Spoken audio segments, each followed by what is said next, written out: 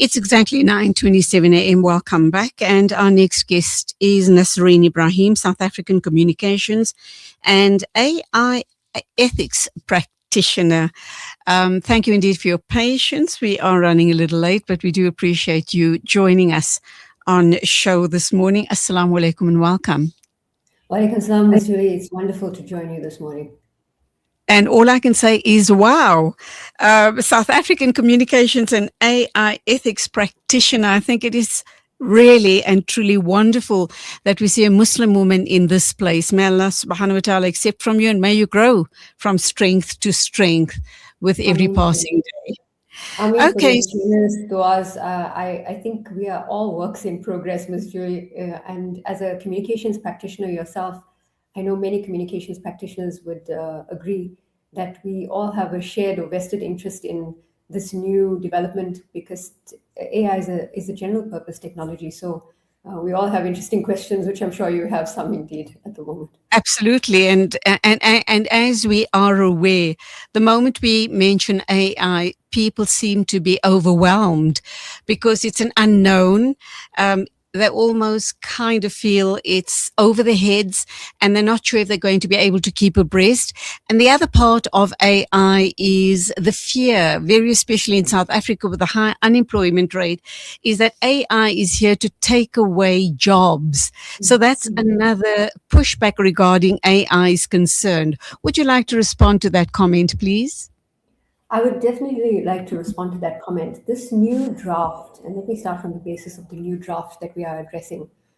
The Department of Communications and Digital Technologies, since last Thursday, Friday, released a government gazette which was approved by the cabinet in early April for public commentary. And this is an updated view of the South African National Draft AI Plan.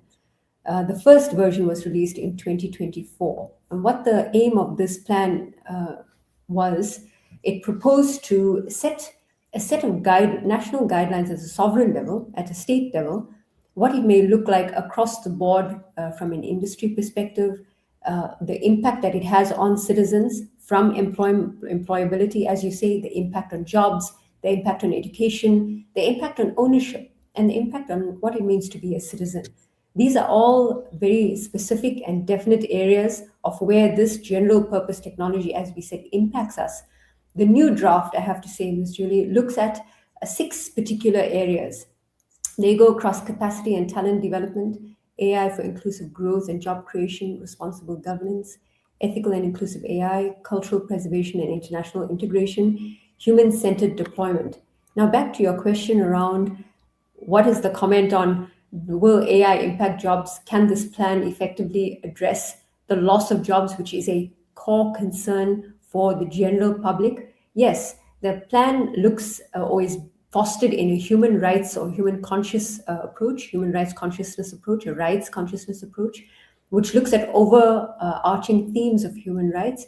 But again, it needs to be drilled down. And to directly address, if I may end on this point, directly address the concerns that the general public has around AI replacing jobs, displacing people, and becoming the key preference for employers and large organization owners in terms of core human or workforce. I'm not going to say human, a workforce or a preferential point as a workforce. This is an ongoing discussion. I think there needs to be a general public education around the actual impact of AI and what it means for your particular job role. So we are focusing on the National AI Commission and also AI Regulatory Authority. And they are obviously going to oversee things like proposed tax breaks, grants and subsidies, also to ensure local startups that will actually benefit and not just the big tech players. How's that going to be monitored, managed, and ensure that it gets rolled out as intended? As you correctly mentioned, the plan proposes it's a very ambitious plan around an overarching set of instruments or vehicles that will act as an oversight regulatory authority. One of them you mentioned, an AI ethics board, an AI ombudsman or ombudsperson, that will be the central desk for all complaints. If you have been impacted by AI, what might that look like? Then an insurance fund or a compensation fund. Many people are familiar with, let's use an example everyone knows, the road accident fund. You get injured on the road or through any means of an accident, a public accident, and you are able to claim. There are many parameters around which you need to claim, but you can claim from that. What does that look like? We don't know yet. So the plan is very strong on the ambitious instruments and the ideas that need to happen for us to look as like a strengthened country that is a force to be reckoned with the correct rules in place, correct oversight, regulatory authorities and bodies. But Ms. Julie, we only need look at what our information regulator, being the oversight body for POPIA, protection of information, personal information, and look at the long history that it has had in becoming an implementable factor for actual execution. So this is something that we need to look at as a benchmark, how quickly we can turn that around, how quickly people understand how it works, how quickly policymakers know how to effectively define what a harm from an AI tool against a person can look like is something that remains to be seen. So, and I suppose this is an open call for public comment until the 10th of June. So I would encourage everyone who has an opportunity to look through the document to ask industry voices or industry experts about what it means, and then write from excuse me, a perspective of an industry or an organizational body. This will be a chance to have a voice. Now, the draft policy warns about dependence on US and Chinese technology. How realistic is South Africa's push for AI sovereignty?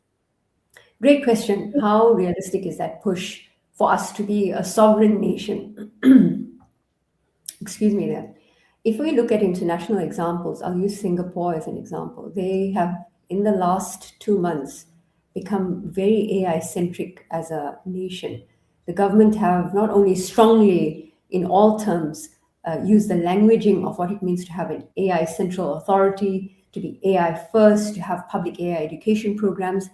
Their entire identity is now engineered around that concept of Singapore having that identity as an AI-led nation. So too, we see the Emirates region having strongly fostered that in the last couple of years with AI ministers, AI acts. The EU AI Act in the European region, as an example, looked to be one of the first instruments that showed enforceability.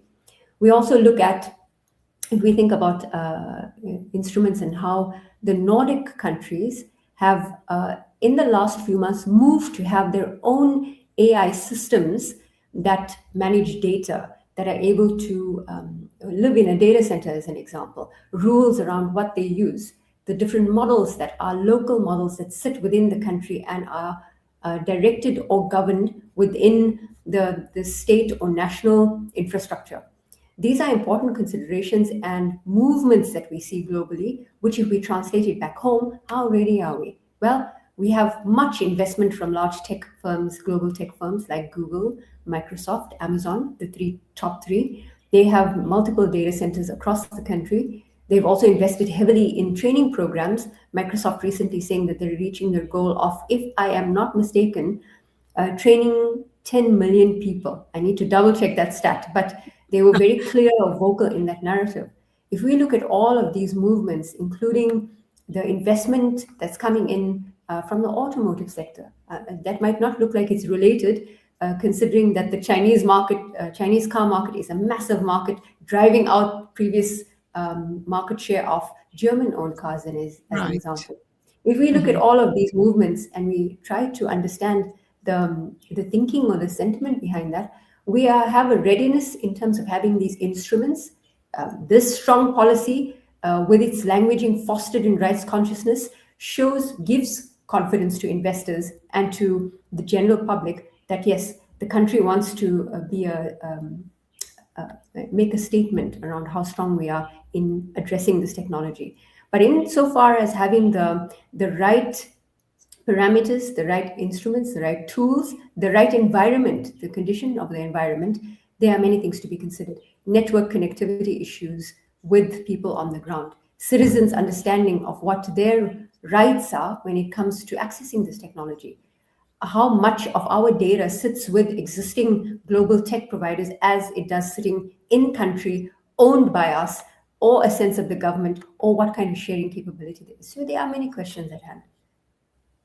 So clearly, these are concerns that we South Africans have about AI and going this route.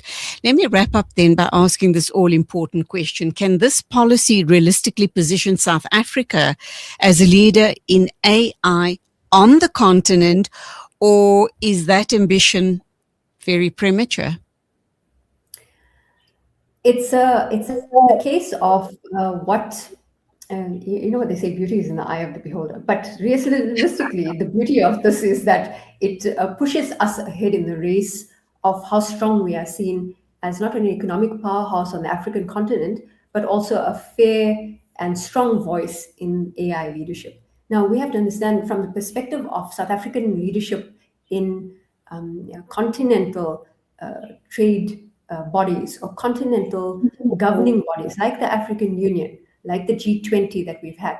Those have been strong indicators or markers that signaled what South African representation looks like and leadership looks like at a global level. At a continental level, certainly, we had been slow in comparison to other countries like Kenya, who released their national AI strategy about a month and a half ago. To great applaud, including Rwanda, Kenya we mentioned, Egypt and Ghana, who all have strong, I'm going to call them instruments again, we use that term quite a lot as industry practitioners, but instruments meaning there's a plan, there is enforceability to some degree, there is a level of public education, and then there are policies in place which are rolled out at an industry vertical level. We are in that race. We have a strong rating with Freedom House in terms of our freedom of the press, freedom as a country. We have strong leadership signals in terms of indicators. There is a certain sense of confidence in the country in terms of investment. We only need look at the investment conference that happened in Johannesburg recently and the amount of investment pledged. I will use my example here. I live in Durban, and the amount of money pledged for the new Konubia industrial development, which is next door to me. So those markers are certainly markers of confidence indicators. But in terms of the AI strategy that we have going, we have a strong ecosystem of developers, builders, and enthusiasts in the country. We have strong investment from a global perspective, but as a sovereign nation, that is a work in progress. That's where we leave it, Nazareen Ebrahim, on a very positive note, and hopefully I can talk with you in the future. I think there's so much to unpack regarding AI, and you seem to be well placed to be answering all of those questions. Go well. Assalamu alaikum to you. Walaikum salam. A pleasure to have joined you this morning. 9:41 exactly, and we are going to be wrapping up in a short while with our guest, who is going to talk to us about the Golf Day and something else that's called K7. Our guest is Mohammed Tahir Hamid, Volunteer and Events Coordinator at AMA, Africa Muslims Agency, and of course they are in fact our sponsors on the second half of the News and Views show. So I look forward to that discussion. And we're also going to take a listen to the Fired Up series. I'm just trying to catch the eye of my technical producer. Are we doing it now or after we've talked with Mohammed Tahir Hamid? So please stand by.